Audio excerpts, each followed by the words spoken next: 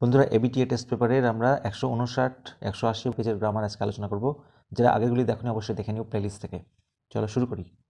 প্রথমে 159 পেজ আমরা সলভ করব গ্রামার একেবারে সোজাভাবে। দেখে নাও।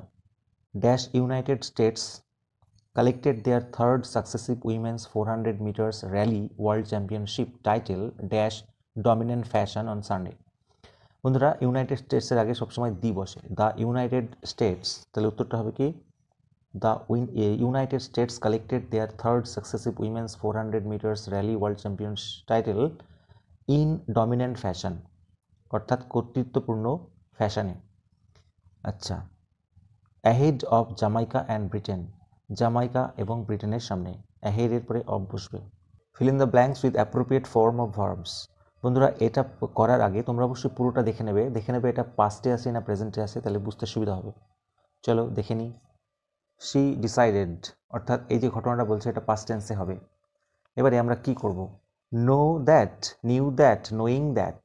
বন্ধুরা এটা হবে knowing that, মানে এটা জেনে যে he would not come, অর্থাৎ সে আসবে না। এই যে would not come, will not হবে না, কেন কি পাস্ট টেন্স দেখলাম, ঘটনাটা অ্যাকচুয়ালি পাস্ট টেন্সে আছে, মানে সে আসবে না এটা জানিয়া সে সিদ্ধান্ত নিল dash left to leave the place, অর্থাৎ সে সিদ্ধান্ত নিল জায়গাটা ছেড়ে চলে যেতে, তাহলে টু লিভ। এবারে যে গ্রামারগুলি আছে বন্ধুরা আমি খাতায় কলমে বুঝিয়ে দিচ্ছি। চলো, প্রথমেরটা বলেছে দ্য হারমিট সেইড, হারমিট বলল this is the best time to do the work, কাজটিকে করার এটাই সেরা সময়। তাহলে হারমিট যেটা বললো সেটা তুলে ধরা হয়েছে, এটা একটা অ্যাসার্টিভ সেন্টেন্স বন্ধুরা। তাহলে কি হবে? দ্য হারমিট, সেইড থাকলে সেইড হয়, সেইড টু থাকলে টোল্ড হয়, তাহলে এখানে সেইড আছে, সেইডই বসাবো। তারপরে কমা উঠে দ্যাট বসে। হারমিট বলল যে এটাই কাজটি করার সেরা সময়, তাহলে এখানে দিস হচ্ছে সাবজেক্ট, কিন্তু তোমরা জানো দিস থাকলে কি হয়, দ্যাট হয়। হলো। এবারে রিপোর্টিং ভার্ব সেইড মানে পাস্ট টেন্সে আছে, তাহলে আমাদের রিপোর্টেড স্পিচের ভার্বও পাস্টে হবে, তাহলে ইজের পাস্ট টেন্স হচ্ছে was. Hermit said that was the best time to do the work. এখানে একটা কনফিউশন হতে পারে, দুবার দ্যাট কেন হলো? একটা হচ্ছে কমা উঠে দ্যাট বসলো, আর দিস থাকলে দ্যাট হয়, সেটা একটা হলো, ফলে কনফিউশন থাকার কোনো কারণই নেই। দু একটা, টেল দ্য ট্রুথ, কমপ্লেক্স করতে হবে, সত্যটা বলো, এই কথাটাকে ঘুরিয়ে লিখতে হবে। তাহলে এটা আমরা করতে পারি নাউন ক্লজ করে। টেল মানে বলো যেটা সত্যি, হোয়াট ইজ ট্রু, যেটা সত্যি সেটা বলো, তার মানে সত্যিটা বলো। অথবা এটাকে করা যেতে পারে tell what the truth is, একই মানে, বলো যেটা সত্যি। নেক্সট, খুব important grammar, degree change. Sachin is one of the best batsman in the world, positive degree করতে বলেছি। তোমাদের প্রায় পেজেই ডিগ্রি চেঞ্জ দেখা যাচ্ছে, ডিগ্রির উপরে ক্লাস করা আছে, তোমাদের সঙ্গে শেয়ার করব, আগে এটা শিখে নাও। সচিন হচ্ছে অন্যতম সেরা ব্যাটসম্যান পৃথিবীতে, তাহলে আবার খেয়াল করো ওয়ান অফ দ্য বেস্ট আছে, সুপারলেটিভ তো বটে, কিন্তু এখানে শুধু বেস্ট নেই, ওয়ান অফ দ্য বেস্ট আছে। তখন আমরা কি করে করব? ভেরি ফিউ দিয়ে, ভেরি ফিউ ব্যাটসম্যান কোথায়, ইন দ্য ওয়ার্ল্ড, এটা লিখে নেব। Very few batsman in the world আর, মানে পৃথিবীর খুব কম ব্যাটসম্যানই সচিনের মতো এত ভালো। আচ্ছা, very few batsman in the world আর, এবার যেহেতু পজিটিভ করতে বলেছে আমাদের পজিটিভ স্ট্রাকচার ইউজ করতে হবে। পজিটিভ স্ট্রাকচার হচ্ছে অ্যাজ প্লাস পজিটিভ ফর্ম, বেস্টের পজিটিভ ফর্ম হচ্ছে গুড, তাহলে অ্যাজ গুড অ্যাজ কার মতো, সচিন। আচ্ছা, এই সেন্টেন্সটা যদি এটা থাকতো Sachin is the best batsman in the world, তাহলে কি করতে? তাহলে বন্ধুরা ভেরি ফিউ করবো না, নো আদার দিয়ে করব। নো আদার কি, নো আদার ব্যাটসম্যান কোথায়, ইন দ্য ওয়ার্ল্ড। ইজ, এখানে ইজ হবে যেহেতু নো সবসময় সিঙ্গুলার হয়। এবার positive structure as good as কার মতো, সচিন, হয়ে গেল। তাহলে দুটোর মধ্যে ডিফারেন্সটা বোঝার চেষ্টা করো। ভেরি ফিউ যখন বসাবো তখন আমরা এখানে আর বসাবো, আর নো আদার যখন বসাবো তখন এখানে ইজ বসাবো। ওকে, পরের page 180। After the signal given, was given, is given, the train started moving. আমি বলেছিলাম পুরো সেন্টেন্সটা পড়লে বোঝা যাবে প্রেজেন্টে না পাস্টে। দেখো এখানে পাস্ট টেন্সে আছে। তাহলে after the signal given, was given, is given, অবশ্যই ইজ গিভেন হবে না, পাস্ট টেন্স হবে। মানে সিগন্যালটি দেওয়ার পরে, তাহলে ওয়াজ গিভেন প্যাসিভ ভয়েস। সিগন্যালটিকে দেওয়ার পরে দ্য ট্রেন স্টার্টেড মুভিং, ট্রেনটি চলতে আরম্ভ করলো। উই টুক আওয়ার সিটস, আমরা আমাদের আসন গ্রহণ করলাম। অ্যান্ড এনজয়েড, এবং উপভোগ করতে লাগলাম। আওয়ার স্ন্যাক্স, আমাদের স্ন্যাক্সগুলোকে, যেগুলো আমরা বট, হ্যাভ বট, হ্যাড বট। বট মানে কিনেছিলাম, হ্যাভ বট মানে কিনেছি, আর হ্যাড বট মানেও কিনেছিলাম। কিন্তু এখানে একটা বোঝার ব্যাপার আছে, যখন দুটো কাজ হয় তার মধ্যে অপেক্ষাকৃত যেটা আগে হয় সেটা পাস্ট পারফেক্ট।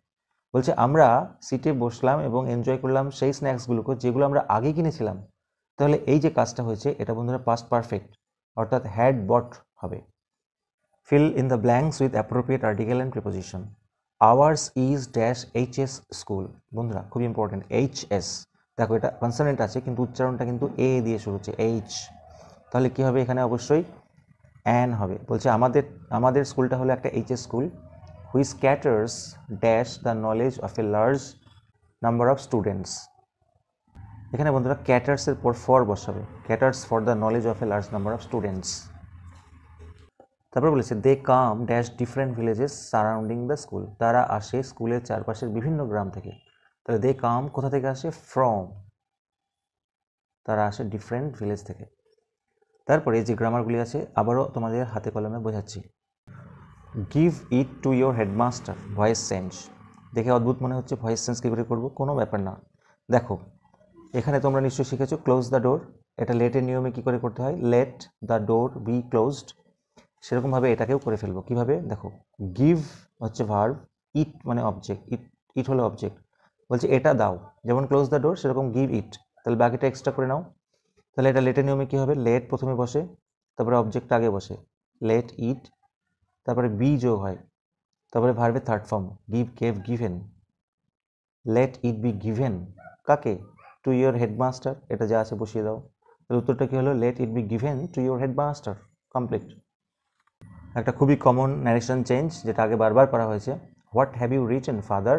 বাবা তুমি কি লিখেছো? স্বামী আস্কড অ্যাপ্রিহেন্সিভলি, স্বামী ভয়ে ভয়ে জিজ্ঞাসা করলো। তাহলে দেখো এখানে সেইড বা সেইড টু নেই, এখানে আস্কড ডাইরেক্টলি করাই আছে। তাহলে আমরা সেটাই বসিয়ে দেবো, সেটা সামনে আনবো। তাহলে আমরা উত্তরটা লিখব স্বামী আস্কড অ্যাপ্রিহেন্সিভলি।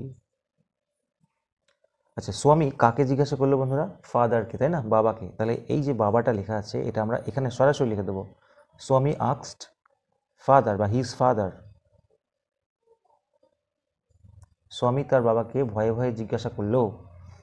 এরপরে রিপোর্টেড স্পিচে দেখো WH ওয়ার্ড দিয়ে শুরু হয়েছে, তাহলে এটা WH ওয়ার্ডটা বসে যাবে, হোয়াট।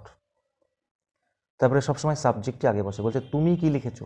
তুমি মানে কে? বাবাকে জিজ্ঞেস করেছে, বাবা, অর্থাৎ তার পরিবর্তে লিখবো হি। এবারে এদিকে যেহেতু পাস্ট আছে আমাদের এদিকেও পাস্ট করতে হবে। দেখো হ্যাভের পাস্ট টেন্স হচ্ছে হ্যাড, তাহলে হোয়াট হি হ্যাড রিটেন।